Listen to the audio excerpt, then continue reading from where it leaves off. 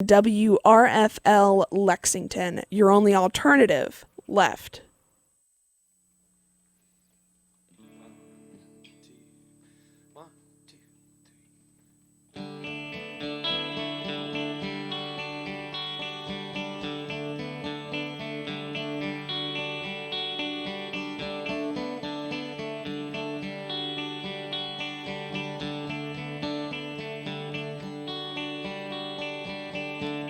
In the pantry there's a medicine-filled donut. It was what I came to see. I was living in a made-for-memory moment. It was stale as it could be.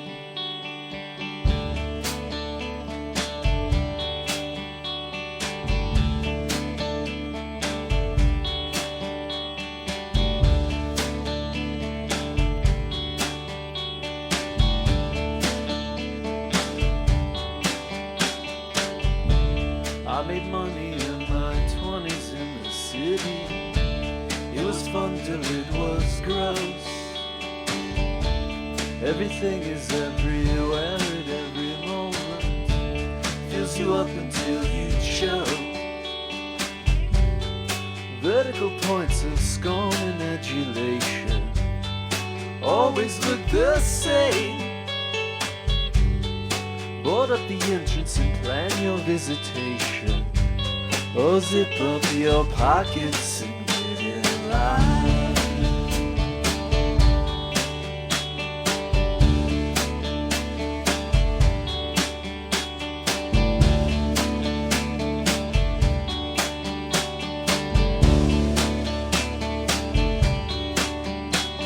Either way you'll be broken in. Either way you'll be folded tight. Every day you'll be there in ten. So see you when you arrive. Past the guest house there's a clearing in a circle. You can walk it in an hour. There's a stretch where no one knows whatever happens. There's a hill with a cell tower. Calluses break and peel when it gets colder. Sun and moisture fade. I'll be around here still kicking slightly older. So zip up your pockets and get in line.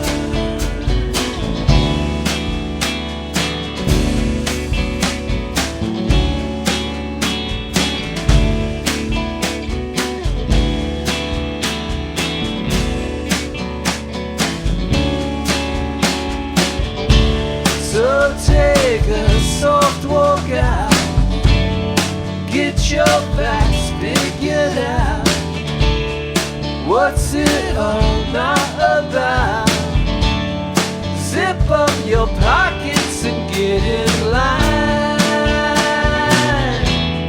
Zip up your pockets and get in line. Zip up your pockets and get in line. Zip up your pockets and get in line. The final act of my summer schedule, and I'm so happy that it's such a good one. Can you introduce yourself to WRFL listeners and kind of explain who you are, where you come from, how you met, all that kind of introduction stuff? Yeah. So we have Scott Whidden on bass, Tim Welch on drums, John Norris, that's me, on singing and guitar, and Clint Newman on singing and guitar. And how did we meet? How did this whole thing begin? How did we meet? We met through mutual friends. Yeah. After college times, which was a while ago. Yeah. And then we, you and I, ended up in New York City together for a little while, and then you bailed. Yeah. I couldn't handle it. Sorry, can you hear? Am I being heard? Okay, sorry. And yeah, and then we were John and I have been buddies, long distance buddies for a long time, and have just recently moved back near enough each other that we could start writing songs again.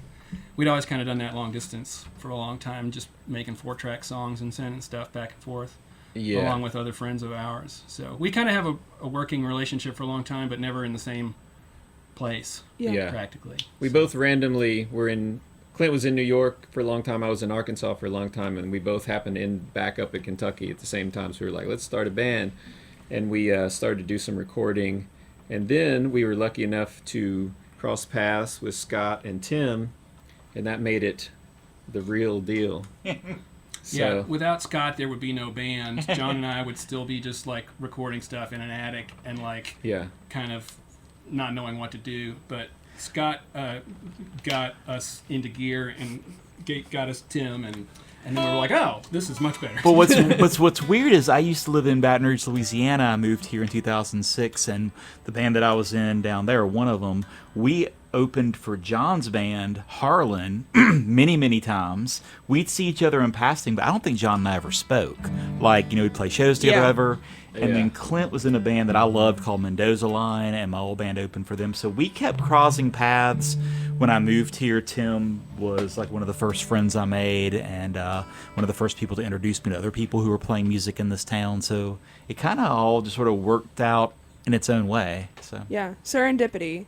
And Tim and I are also neighbors, which we didn't plan on when we started the band, but it makes band practice. I didn't know him until we started the band. Yeah. So it's my understanding that you guys have a lot of shows coming up. We do have some stuff. We're going to play at the Crave Festival, which we're playing on August 25th, early at 12:30. And then we're going to play at the Tall Sound Festival, which is Saturday, September 21st. And then we're also going to play at Night Market on October 4th. So we got some stuff coming up. We also we've been kind of releasing EPs. We have 2 out so far, and a third one is not far off. Ah, excellent. And where can people find this? Spotify. We're on, the Facebook and the what's it called, the and Instagram the thing, and the we're on Bandcamp. We're on all the usual platforms. We also have cassettes and the various our dear friends across the street, and and it's been nice, and doing tapes and downloads, and we're in the process of also recording a bunch of new material with Otto Helmuth, who's famed Otto Blueberries, and Tim plays in Otto as well. So, yeah, can you talk to me a little bit about what the band's influences are, how you guys have come together in forming the sound of the band? Yeah, I mean... This is the look of 4 record dudes all looking at each other at the same time.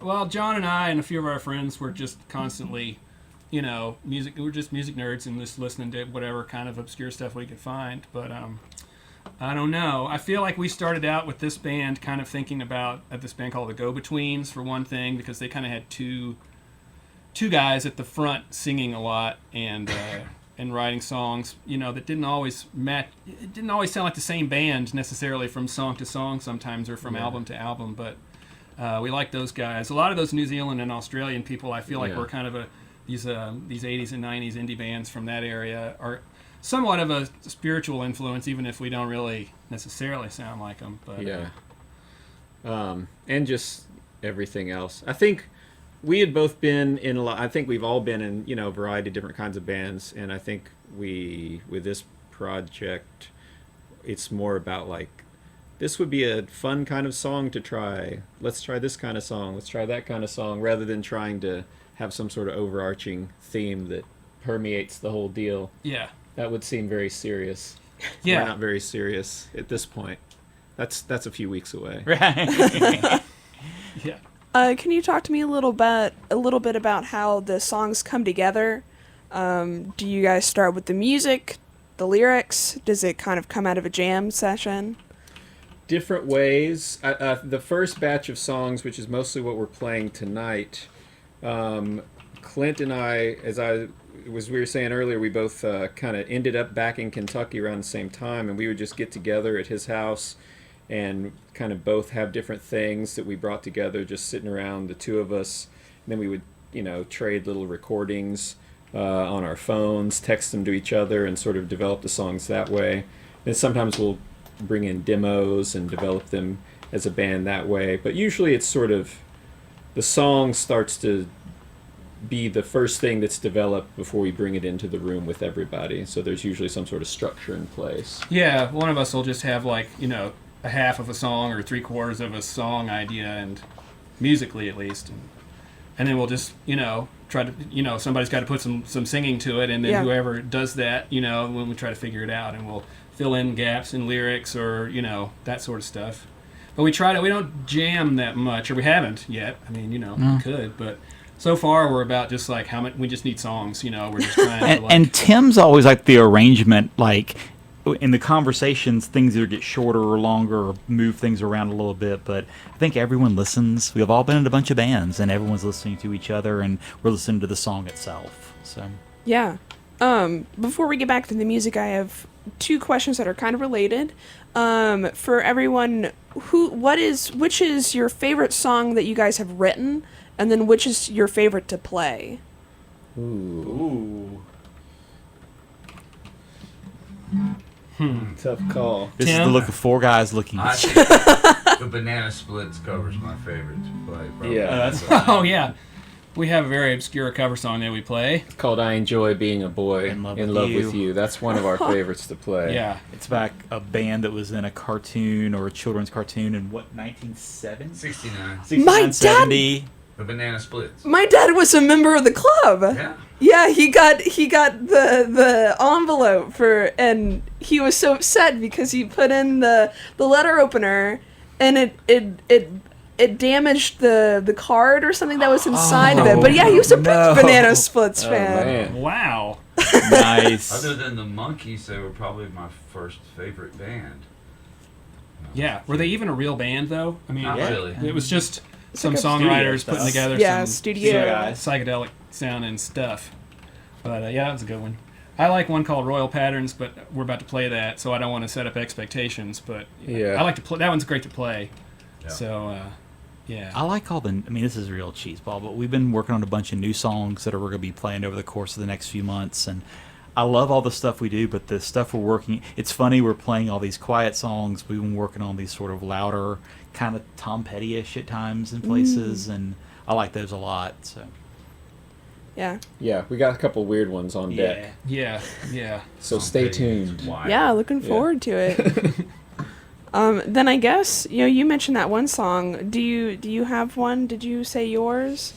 Let's see. Of these that we're playing tonight, I always enjoy playing this song called "So Many Faces" because both Tim, Clint, and I all kind of sing in a real interactive way on it, which is fun. So I always look forward to that one, I would say. Yeah. And Anyone else?